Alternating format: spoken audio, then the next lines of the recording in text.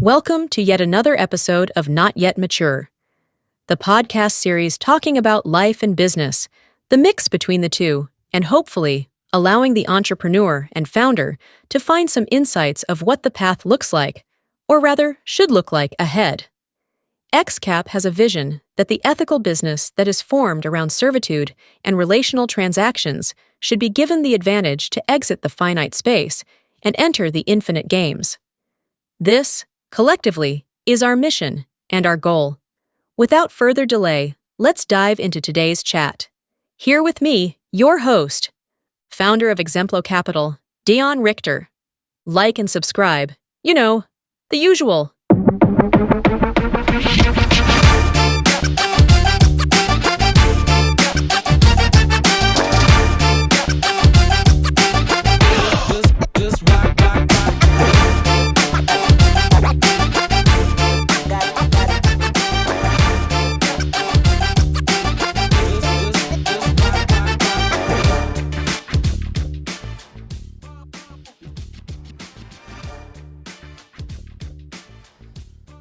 One of our clients got the opportunity to buy a very lucrative business.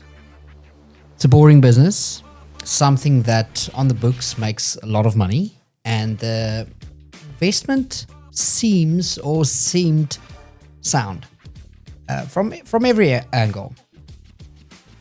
But there, according to us and our analysts, there was one major issue. And this issue is that the business is a family-owned business that is managed by the family since its conception and involves the family from an active state. But the bigger issue is that our client is looking to buy this business to appoint a manager and be passively involved. And that is the issue. Maybe you are or one day will be in the position where good deals come along. An opportunity for you to take on your first additional business will surface. As, don't get me wrong, this business is very attractive. The issue is not the business, nor its capabilities, nor anything dodgy. It's not one of those stories.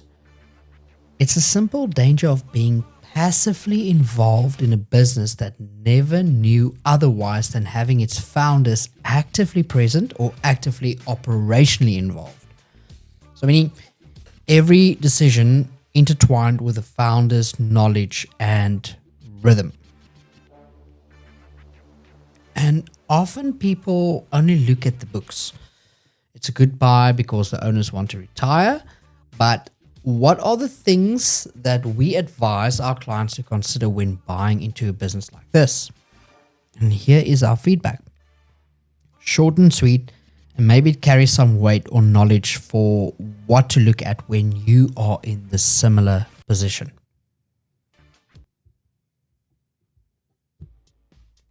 Our advice is this. You're not just buying a business, you're buying a living system that's been emotionally run for 40 years.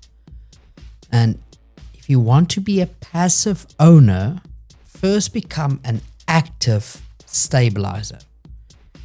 Building systems to replace the family heartbeat, then you can stay back.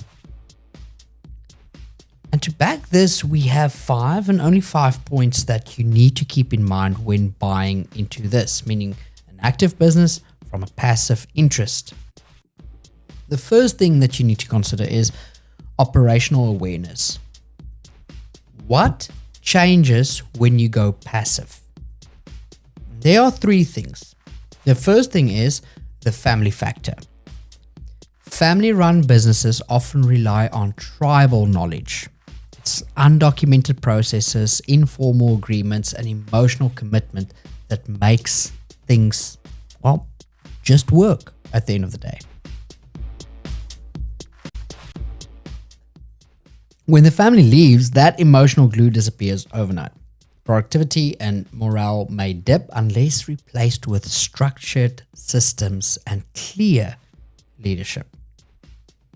The second thing is the hands-on decision loops.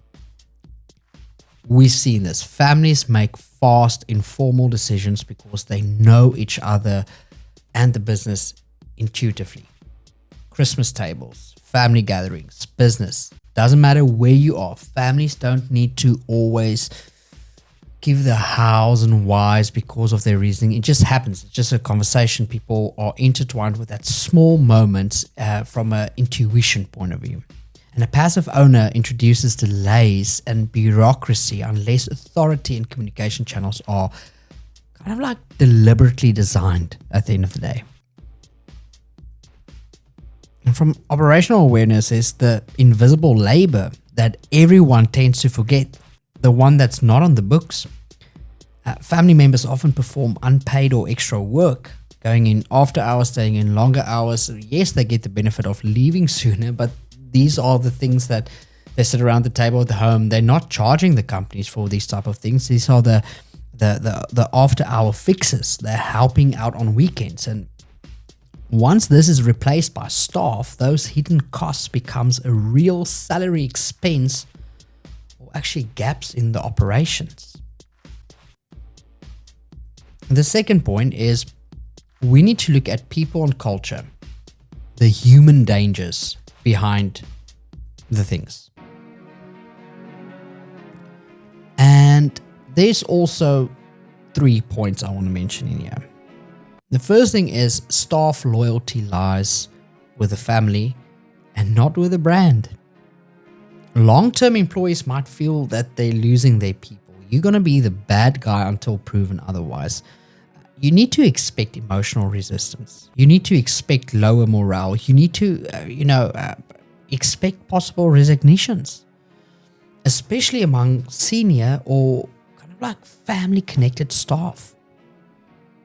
And there's a strategy that you can have in place for this. And the strategy is this. You need to have a clear culture continuity plan where you honor the legacy, you celebrate the family's contribution publicly, and you position your client as a custodian and not as a replacement.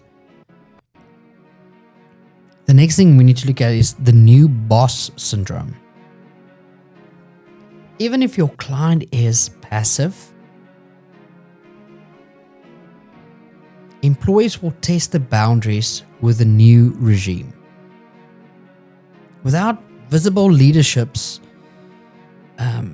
standards, visible standards, everything can slip away quietly. The strategy that you should have in place with this is establish strong management accountability systems.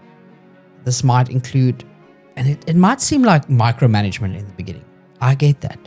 But remember, you need to be so actively involved in, especially with processes, especially with handover, especially with the culture, that sometimes this might seem like micromanagement. This might include weekly metrics, site visits, and direct relationships with your manager at the end of the day.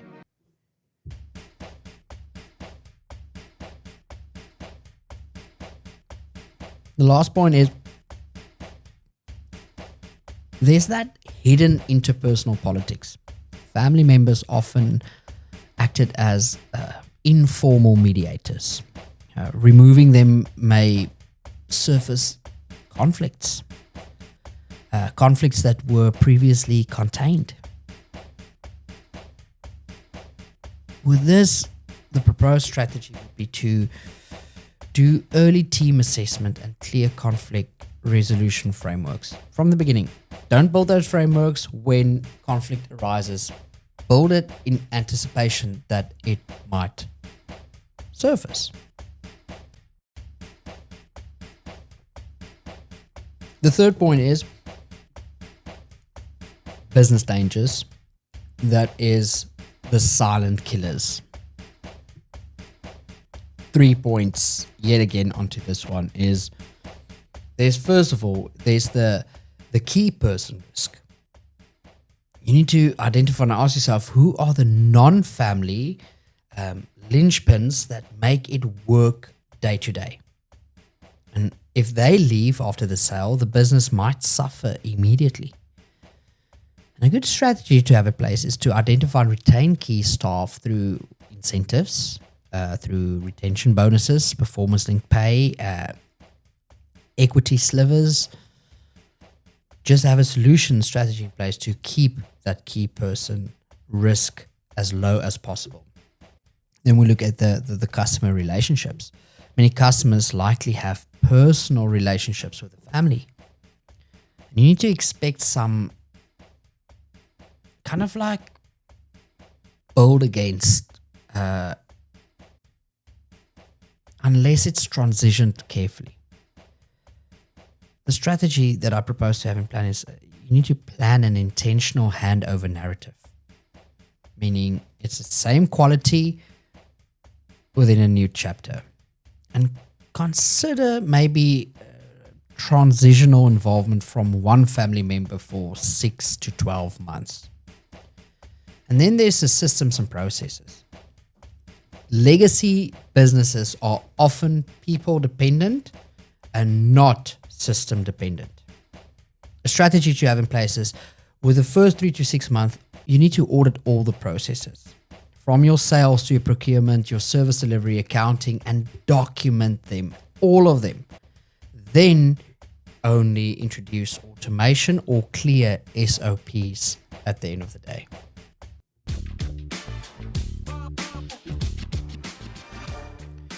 The second last point is expectations for the passive owner. Okay. You should expect to be active for the first 12 months. Even if the goal is eventually being passive, there is that active responsibility, especially for the first 6 to 12 months. This is where you oversee the transition of leadership and customer relationships. This is where you recruit and mentor a trustworthy general manager. This is where you approve and review monthly management accounts personally, where you create and monitor KPIs, cash flows, margins, retention, satisfaction. You meet with the team quarterly. Even symbolically, presence actually do matter. And then from that, you can shift into the semi-passive responsibilities. And that's after year 1.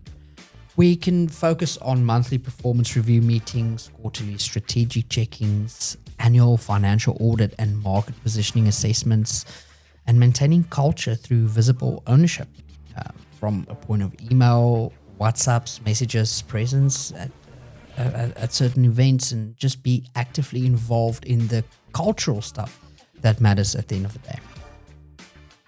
Then the last point we want to look at is strategic advice before buying. If this is you, if you have opportunities like this, look at this advice before you're buying. First of all, let's quickly look at this. There's 5 things that you want to consider here. The first thing that you want to consider is to do a dependency audit. This is where you identify who and what the business relies on. From a customer point of view, suppliers, staff, informal relationships.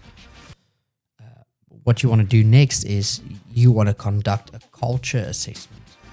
This is very important to understand how the business operates beyond its financials. And then the third thing is to design the management system early. Choose the manager before the sale is even, in traction or action.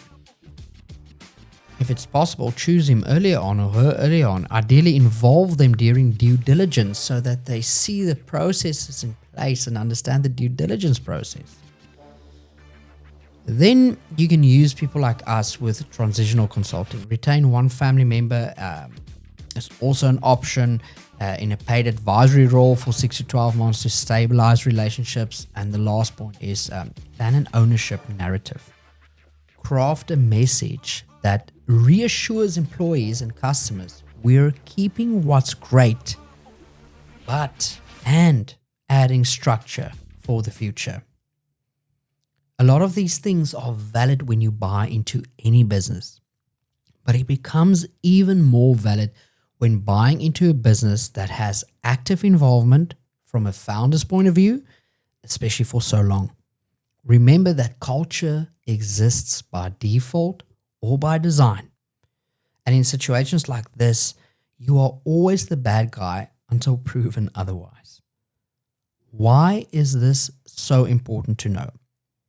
Apart from the obvious or points mentioned, well, a deal often seems so good because you envision revenue streams that come in addition to whatever you have now, often forgetting the opportunity cost, where in this case, it's your active time that needs to be present to scale this or establishing the new culture, even if it's the same. So this great opportunity might take away your focus and involvement on your current or other affairs. And that is worth noticing from the start rather than coming as a surprise later on. This is Not Yet Mature, and you are listening to Dion Richter. Thanks for being here. Please subscribe to our channels